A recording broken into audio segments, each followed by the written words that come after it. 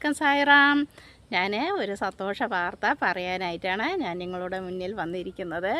എന്താണെന്ന് വെച്ചാൽ 15 വർഷം ആഗ്രഹിച്ചു പോയ ഒരു കാര്യം നടക്കാൻ പോവുകയാണ്. അതെന്താണെന്ന് വെച്ചാൽ ഞങ്ങൾ സിർഡി സായിബാബയുടെ ക്ഷേത്രത്തിലേക്ക് പോകാൻ പോവുകയാണ്. സിർഡിക്ക് പോകാൻ തീരുമാനിച്ചിരിക്കുകയാണ്. ഞങ്ങൾ ബുക്ക് ചെയ്യാൻ ഇപ്പോൾ പുറപ്പെട്ടിരിക്കുകയാണ്. പെട്ടെന്നായിരുന്നു. രാവിലെ എണീച്ച് ഭഗവാന്റെ പൂജകളൊക്കെ കഴിഞ്ഞ ശേഷം മെല്ലെ ഞങ്ങൾ അഭിപ്രായം പറയുകയായിരുന്നു. നമുക്ക് സിർഡിക്ക് പോവാമോ, നമുക്ക് പോയാലോ എന്ന് പറഞ്ഞിട്ട് ഞങ്ങൾ വെറുതെ ഒന്ന് സംസാരിച്ചതായിരുന്നു. എന്നാൽ പിന്നെ നമ്മൾക്ക് പോവാം, പോയി ബുക്ക് ചെയ്തിട്ട് വരാമെന്ന് പറഞ്ഞ് 1 മണിക്കൂറിൻ്റെ ഉള്ളിൽ ഞങ്ങൾ തീരുമാനിച്ച കാര്യമാണ്. അങ്ങനെ പുറപ്പെട്ട് കഴിഞ്ഞു. സിർഡിയിലേക്ക് പോകാൻ ബുക്ക് ചെയ്യാനായിട്ട് ഞങ്ങൾ പുറപ്പെട്ടിരിക്കുകയാണ്. ഭഗവാന്റെ അനുഗ്രഹം ലഭിച്ചിരിക്കുന്നു എന്നായിരിക്കുമോ ഭഗവാൻ വിളിക്കുക എന്നായിരുന്നു ഞങ്ങളുടെ പ്രാർത്ഥന. 15 വർഷത്തോളം ആയി. അതായത് 2011 ജൂലൈയിലാണ് ഞങ്ങൾ ഭഗവാനെ ആദ്യമായിട്ട് അറിയുന്നത്. സായിബാബ ആരാണെന്നും എന്താണെന്നും സച്ചരിത്തിൽ കൂടെ അറിയാനും പിന്നെ സായിബാബയുടെ ക്ഷേത്രത്തിൽ പോവാനും അങ്ങനെയൊക്കെ അറിയുന്നത് 2011 ജൂലൈയിൽ അറിഞ്ഞു. ഞങ്ങൾ ആഗസ്റ്റിൽ ഭഗവാന്റെ അനുഗ്രഹം ഞങ്ങൾക്ക് ലഭിച്ചു. ഞാൻ അത് നിങ്ങളോട് പറഞ്ഞതായിരുന്നു. ഒരുപാട് കാര്യം സായിബാബ നാഗരൂപത്തിൽ ദർശനം തന്നു എന്ന് ഞങ്ങൾ സച്ചരിതം വായിച്ചിട്ട് ഇരിക്കുമ്പോൾ, അഷ്ടോത്രം വായിച്ചിട്ട് ഇരിക്കുമ്പോഴൊക്കെ ആയിരുന്നു ഭഗവാൻ അങ്ങനെ ദർശനം തന്നത് എന്നൊക്കെ. അത് ഞാൻ ഒരുപാട് വീഡിയോയിൽ പറഞ്ഞ കാര്യമാണ്. അതൊന്നും ഇപ്പോൾ ഞാൻ പറയുന്നില്ല. അങ്ങനെ ഞങ്ങൾ ജൂലൈയിൽ ഒരു 16-ാം തീയതി ആണെന്ന് തോന്നുന്നു ഫസ്റ്റായിട്ട് ഭഗവാന്റെ ക്ഷേത്രത്തിൽ പോയിരുന്നത്. തിരുവല്ലാമലയ്ക്കായിരുന്നു ഞങ്ങൾ പോയിരുന്നത്. അതിനുശേഷമാണ് നാഗസായി ടെമ്പിളിലേക്ക് ഞങ്ങൾ പോയതും അവിടെ നിന്ന് ഒരു ചെറിയ 8 ഇഞ്ച് ശില വാങ്ങിയിട്ട് വന്നു ഞങ്ങൾ വീട്ടിൽ പൂജിക്കാനൊക്കെ തുടങ്ങിയത്. പൂജിച്ചു ഞങ്ങൾ ഇരിക്കുമ്പോഴാണ് ഭഗവാൻ നാഗരൂപത്തിൽ ദർശനമായിട്ട് ഞങ്ങൾക്ക് ഫസ്റ്റായിട്ട് കാണിച്ചു തന്നത്. അങ്ങനെ ആഗസ്റ്റ് കഴിഞ്ഞു. സെപ്റ്റംബർ 7-ാം തീയതിയാണ് ഞങ്ങൾ സിർഡിയിലേക്ക് പുറപ്പെട്ടത്. 9-ാം തീയതിയാണ് രാവിലെ ഭഗവാന്റെ ദർശനം കിട്ടിയത്. 7-ാം തീയതി പുറപ്പെട്ടു. ഞങ്ങൾ 9-ാം തീയതിയായിരുന്നു ഭഗവാനെ കാണാൻ സാധിച്ചത്. അങ്ങനെ അപ്പോൾ കണ്ടതല്ലാതെ പിന്നെ ഞങ്ങൾക്ക് പോകാൻ സാധിച്ചിട്ടില്ല. അപ്പോൾ ഭഗവാനെക്കുറിച്ച് സച്ചരിതം വായിച്ചു തുടങ്ങിയത് കൊണ്ടൊന്നും അത്രയ്ക്കൊന്നും അറിയില്ലായിരുന്നു. അവിടുത്തെ സ്ഥലങ്ങളും മകൽസാപതി, അവരുടെ സമാധി, ബായിജാമ, അക്കിൾക്കോട്ട് മഹാരാജ്, ഒരുപാട് സമാധികളൊക്കെ അവിടെ ഉണ്ടല്ലോ. അവരുടെ എല്ലാം അവിടെ ഉണ്ടായിരുന്നു. പക്ഷേ അത്ര ഭക്തിയോടെയൊന്നും ഞങ്ങൾക്ക് അന്ന് സ്വീകരിക്കാൻ പറ്റിയില്ല. എന്താണെന്ന് വെച്ചാൽ അത്രയ്ക്കൊന്നും അറിയില്ലായിരുന്നു. പെട്ടെന്ന് 1 മാസത്തിൻ്റെ ഉള്ളിലായിരുന്നല്ലോ ഭഗവാനെ ഞങ്ങൾ അറിയാനും പിന്നെ അങ്ങനെ സിർഡിക്ക് പെട്ടെന്ന് പുറപ്പെട്ടു പോകാനും ഒക്കെ കഴിഞ്ഞതുകൊണ്ട് ഞങ്ങൾക്ക് അത്രയ്ക്കൊന്നും അറിയില്ലായിരുന്നു. ഭഗവാനെ നന്നായി പ്രാർത്ഥിച്ചു വന്നു. അതോരകമായി സച്ചരിതത്തിൽ കൂടെ മാത്രമേ അറിയാവുള്ളൂ. പിന്നെ വേറെ വീഡിയോസോ ഒന്നും ഞങ്ങൾ കണ്ടിട്ടുണ്ടായിരുന്നില്ല.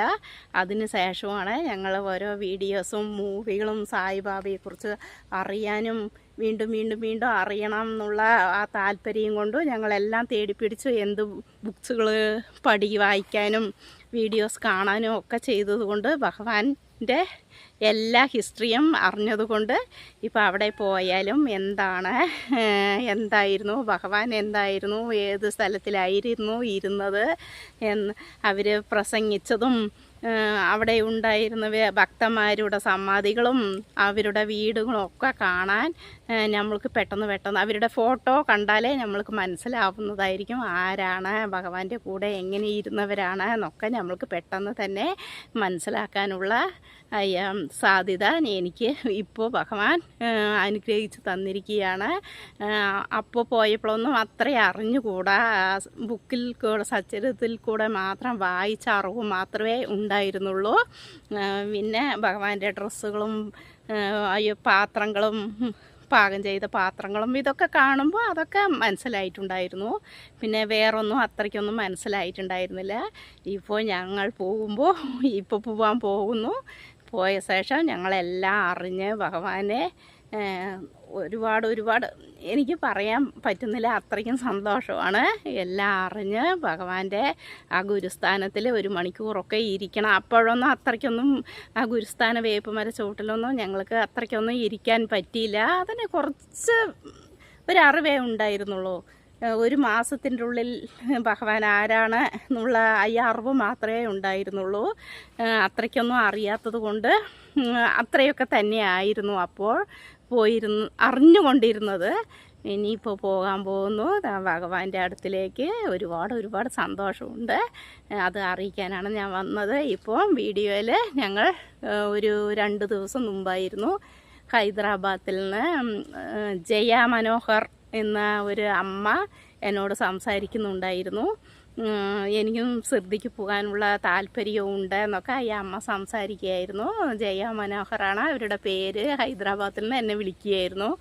ഞാനും ആഗ്രഹിച്ചിട്ട് ഒരുപാട് മാസങ്ങളും വർഷങ്ങളൊക്കെ ആയിക്കഴിഞ്ഞു. എനിക്ക് പോകാൻ സാധിക്കുന്നില്ല.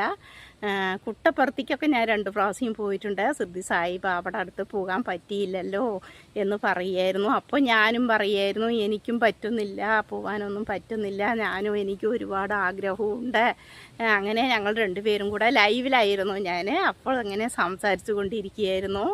അപ്പോൾ നമുക്ക് സാധിക്കട്ടെ, നിങ്ങൾക്ക് സാധിക്കും, എനിക്കും ആഗ്രഹമുണ്ട്, എനിക്കും സാധിക്കട്ടെ എന്നൊക്കെ ഞങ്ങളങ്ങനെ സംസാരിക്കുകയായിരുന്നു. പെട്ടെന്നാണ് ഒരു സുപ്രഭാതത്തിൽ രാവിലെ എണീച്ച്, ഇന്ന് രാവിലെയായിരുന്നു, അതായത് നവംബർ 5-ാം തീയതി രാവിലെ എണീച്ചപ്പോഴാണ്. എണീക്കുമ്പോൾ പോലും ഞങ്ങൾക്ക് അതിൻ്റെ ഒരറിവും ഇല്ലായിരുന്നു. അതായത് പോകണം ചെയ്യാന്നുള്ള ഒന്നും ഉണ്ടായിരുന്നില്ല. ഞങ്ങൾ സാധാരണ പൂജ എന്താണോ അത് കഴിച്ചു. എല്ലാം കഴിഞ്ഞിട്ട് ഞങ്ങൾ വെറുതെ അങ്ങനെ ഇരിക്കുമ്പോഴാണ് ഇങ്ങനെ പറഞ്ഞത്, നമ്മൾക്ക് സിദ്ധിക്കൊന്ന് പോയാലോ എന്ന്. പോവാലോ പെട്ടെന്ന് ആയിരുന്നു.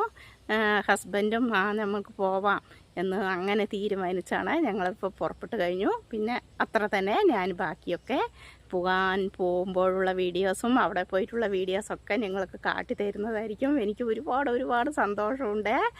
എൻ്റെ ഭഗവാനെ ഞാൻ കാണാൻ പോകുന്നു എന്നുള്ള ആ സന്തോഷം പറഞ്ഞറിയിക്കാൻ പറ്റില്ല, അത്രയ്ക്കുള്ള സന്തോഷമാണ്. പിന്നെ ഞാനൊരു കഥയോടുകൂടി ഞാൻ ഈ വീഡിയോ നിർത്തുകയാണ്. അതായത് നമ്മൾക്ക് എന്താണോ ഭഗവാൻ നിശ്ചയിച്ചിരിക്കുന്നത് അത് മാത്രമേ നമ്മൾക്ക് ലഭിക്കുകയുള്ളൂ.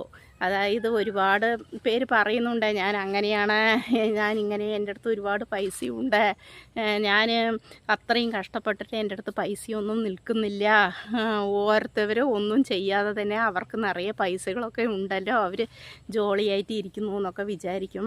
അതങ്ങനെയല്ല. നമ്മൾക്ക് ഭഗവാൻ എന്താണോ നിശ്ചയിച്ചിരിക്കുന്നത് അത് മാത്രമേ നമ്മൾക്ക് കിട്ടാവൂ. ഞാൻ പറഞ്ഞിട്ടുള്ള ഒരു കാര്യമായിരുന്നു. നമ്മൾ കിണറ്റിൽ എത്ര തന്നെ വെള്ളം ഒഴിച്ച് നിറച്ച് വെച്ചാലും പമ്പ് ചെയ്ത് നമ്മൾ ആ കിണർ ഫുള്ളും നിറച്ച് വെച്ചാൽ രാവിലെ എണീച്ച് നോക്കിയാൽ സാധാരണ എത്ര വെള്ളം ഉണ്ടായിരുന്നോ അത്രമാത്രം തന്നെ ഉണ്ടാവുള്ളൂ. അതേപോലെയാണ് നമ്മൾക്ക് ഭഗവാൻ എന്താണോ നിശ്ചയിച്ചിരിക്കുന്നത് അതുമാത്രമേ നമ്മൾക്ക് ലഭിക്കുകയുള്ളൂ. അതായത് ഒരു ഉദാഹരണം പറയുകയാണെങ്കിൽ ഒരു രണ്ട് സഹോദരന്മാരെന്ന് പറഞ്ഞാൽ അടുത്ത വീട്ടിൽ അങ്ങനെ അടുത്ത വീട്ടിൽ അവർ ഒരു പാൽക്കാരനായിരുന്നു. അപ്പോൾ അവർക്കും അധികം സ്വത്തൊന്നും ഉണ്ടായിരുന്നില്ല. അപ്പോൾ ഈ അയൽ വീട്ടുകാർ ഇങ്ങനെ നോക്കുമായിരുന്നു അവരെ. പാല് വിറ്റിട്ടല്ല, ഇവർക്ക് കാശുണ്ടായിരുന്നു. 2 പേരുള്ളതിൽ ഒരാൾക്ക് നല്ല പൈസക്കാരനും ഒരാൾ പാല് വിറ്റിട്ട് വേണം അന്നന്നാടെ അവർ കഴിയുന്നത്. അപ്പോൾ അങ്ങനെ ഇരിക്കുമ്പോൾ ഈ പൈസ ഇല്ലാത്തവരാണ് പാല് എന്നും പാൽക്കാരനായിട്ട് പാലൊക്കെ കൊടുക്കുന്നത്. അങ്ങനെയായിരുന്നു അവർ. പിന്നെ ഒരുപാട് ഇവരെക്കാളും പൈസക്കാരായി തുടങ്ങി. അപ്പോൾ ഈ വേറെ പൈസയുള്ള ആ വീട്ടുകാരന് വിചാരിച്ചിരിക്കുകയായിരുന്നു, എങ്ങനെയാണ് ഇത് ഇത്രയും പൈസ അവർക്ക് കിട്ടിയത്, നമ്മളെക്കാളും പൈസ കുറവായിരുന്നല്ലോ, ഇപ്പോൾ അവർ ഒരുപാട് പണക്കാരായല്ലോ, അതെങ്ങനെയായിരിക്കും, നമ്മൾക്കും പാല് വിൽക്കാം, നമ്മളും ആ വ്യാപാരമൊക്കെ ചെയ്യാം, അപ്പോൾ ആ കച്ചവടം ചെയ്താലല്ലേ നമ്മളും പണക്കാരാണ്, അവരെക്കാളും നമ്മൾ പണക്കാരാകണമെന്ന് വിചാരിച്ചിട്ട് ഈ പൈസയുള്ള ഈ അയൽ വീട്ടുകാരും പാൽ കച്ചവടം തുടങ്ങി. അങ്ങനെ പാൽ കച്ചവടം തുടങ്ങുമ്പോൾ ഇവരെന്തായിരുന്നു, പാലിൽ കുറച്ച് വെള്ളമൊക്കെ ഒഴിച്ചിട്ട് അങ്ങനെ ഒരുപാട് പൈസ കിട്ടി തുടങ്ങി അവർക്ക്. 5 ലിറ്റർ പാലുണ്ടെങ്കിൽ അതിൽ 2 ലിറ്റർ ചേർത്ത് പച്ചവെള്ളം ഒഴിച്ചിട്ട് അങ്ങനെയൊക്കെ കൊടുക്കാൻ തുടങ്ങി. അവരെക്കാളും പൈസ ഇവർക്ക് ജാസ്തിയായി. പിന്നെ ഇവർക്ക് വീണ്ടും വീണ്ടും വീണ്ടും പിന്നെ ഒരുപാട് അത്യാഗ്രഹം തുടങ്ങി. പൈസ വരുമ്പോൾ വരെ നോക്കൂ, എനിക്ക് ഇത്രയും പൈസ വരുന്നുണ്ടല്ലോ, അവരെക്കാളെ എനിക്ക് പൈസയായല്ലോ എന്ന് പറഞ്ഞിട്ട് അവർ വീണ്ടും വീണ്ടും വെള്ളം ഒരുപാട് ഒഴിക്കാൻ തുടങ്ങി. അങ്ങനെയെല്ലാം ഒഴിച്ച് അവർ അങ്ങനെ കച്ചവടം നടത്തിക്കൊണ്ടിരിക്കുകയാണ്. അങ്ങനെ ഒരു ദിവസം ഒരുപാട് അവരുടെ സ്ഥലം, നമുക്ക് ഇതിനേക്കാളും വലിയ വീടും സ്ഥലവും എല്ലാം വാങ്ങിച്ചിട്ട് നമുക്ക് വേറെ സ്ഥലത്ത് പോയി പാൽ കച്ചവടം ഇവിടെ വിറ്റവിടെയേ നമ്മൾ ചെയ്യണ്ടല്ലോ, വേറെ സ്ഥലത്ത് നമ്മൾ കൊതുക്കടിക്കുകയാണ്, ഞാൻ തോട്ടത്തിലായതുകൊണ്ട്. അപ്പം നമ്മൾ വേറെ വലിയ വ്യാപാരം ചെയ്യാലോ എന്ന് പറഞ്ഞിട്ട് ഒരു സ്ഥലവും വീടെല്ലാം വിറ്റേച്ചിട്ട് നമ്മൾ വേറെ സ്ഥലത്ത് പോകാമെന്ന് വിചാരിക്കുകയായിരുന്നു. ആ ടൈമിലാണ് ശരി എന്ന് പറഞ്ഞ് കാശൊക്കെ വാങ്ങിച്ച് ഒരു പെട്ടിയിലൊക്കെ ആക്കി കൊണ്ടുവച്ചിരിക്കുകയാണ്. ശരി, നമ്മൾ വരുന്ന സമയത്ത് ഒരു പുഴയിൽ നല്ല തെളിഞ്ഞ വെള്ളം അങ്ങനെ പോയിക്കൊണ്ടിരിക്കുകയാണ്. ഒലിച്ച് പോകുമ്പോൾ ശരി നമ്മൾക്കൊന്ന് കുളിക്കാം, നല്ല ഫ്രഷായിട്ടുള്ള വെള്ളമല്ലേ, നമ്മൾ കുളിക്കാമെന്ന് പറഞ്ഞിട്ട് അവർ ഡ്രസ്സൊക്കെ അവിടെ അഴിച്ച് വെച്ച് പണക്ക പെട്ടിയും എല്ലാം അവിടെ വെച്ചിട്ട് അവർ കുളിക്കാൻ ഇറങ്ങുകയായിരുന്നു.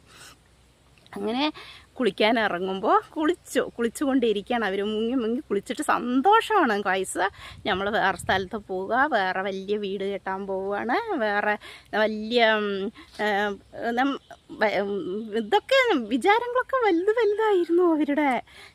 അങ്ങനെ കുളിച്ചുകൊണ്ടിരിക്കുമ്പോൾ ഒരു മങ്കി അവർ വന്ന് ആ പെട്ടിയെല്ലാം തുറന്ന് കാശും മുഴുക്കെ എടുത്ത് വെള്ളത്തിലെങ്ങനെ എറിയായിരുന്നു. അതങ്ങനെ ഒലിച്ചു പോയിക്കൊണ്ടിരുന്നു. ഇവർക്കൊന്നും അറിയില്ല, ഇവർക്ക് സന്തോഷമാണ്. നമ്മൾ വലിയ വീട് കെട്ടാൻ പോകുന്നു, പിന്നെ കാറ് വാങ്ങാൻ പോകുന്നു, സ്ഥലം വാങ്ങാൻ പോകുന്നു എന്നല്ല അങ്ങനെ വിചാരിച്ച് നല്ല സന്തോഷത്തിൽ അങ്ങനെ വെള്ളത്തിൽ കിടന്ന് കളിക്കുകയായിരുന്നു. അപ്പോൾ ഈ മങ്കി കുറച്ച് കാശൊക്കെ എടുത്ത് പുറത്ത് വിട്ടേച്ച് എല്ലാ പാതിയൊക്കെ വെള്ളത്തിൽ ഇട്ട് കഴിഞ്ഞു. അപ്പോൾ അങ്ങനെ